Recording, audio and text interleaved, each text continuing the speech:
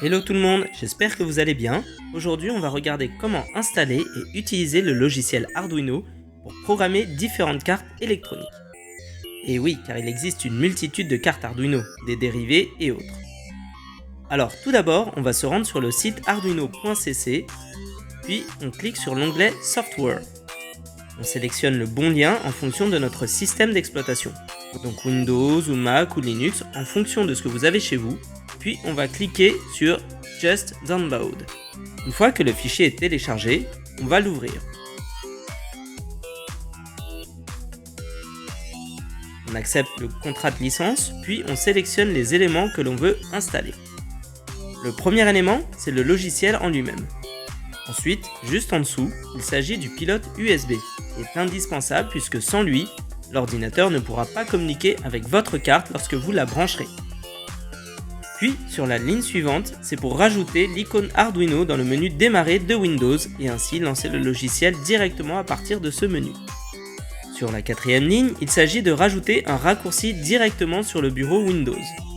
Et enfin, la dernière ligne offre la possibilité d'associer directement les fichiers .ino à notre logiciel Arduino.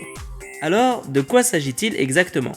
En fait, lorsque l'on va écrire un programme sur le logiciel Arduino et que l'on va vouloir l'enregistrer, le fichier qui sera généré sera un fichier .ino. Si l'on coche donc cette dernière option, plutôt que d'avoir besoin d'ouvrir d'abord notre logiciel Arduino puis d'aller chercher notre fichier à partir de celui-ci, eh bien on pourra directement double-cliquer sur notre fichier .ino et il sera automatiquement ouvert dans le logiciel. Une fois que vous avez fait vos choix, vous pouvez cliquer sur Next. On va vous demander à quel endroit vous voulez installer le logiciel. Si vous ne voulez pas changer l'emplacement dans lequel le logiciel va être installé, ou que vous avez peur de faire une bêtise, cliquez directement sur Install. Sinon, vous cliquez sur Browse, puis vous sélectionnez l'emplacement dans lequel vous voulez l'installer, puis vous cliquez sur Install. Il ne nous reste plus qu'à attendre la fin du processus d'installation, puis cliquer sur Close. Maintenant que tout est installé, on va pouvoir brancher notre carte Arduino, puis lancer notre logiciel. Une fenêtre s'ouvre alors contenant un premier exemple de programme nommé Blink, qui signifie clignoter.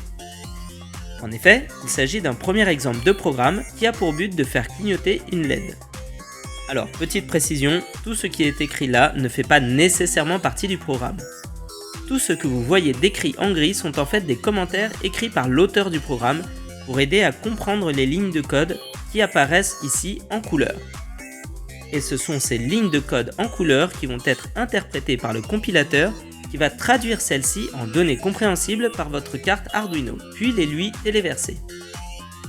Oui, parce qu'en fait, l'Arduino ne parle pas anglais, ni français, ni aucune autre langue.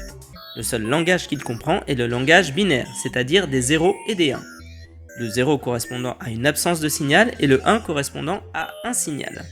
Bref, je n'entre pas plus dans les détails car ce qui nous intéresse ici, c'est d'apprendre les bases pour pouvoir régler correctement notre logiciel en fonction de la carte que l'on possède et savoir comment téléverser nos programmes dans celle-ci.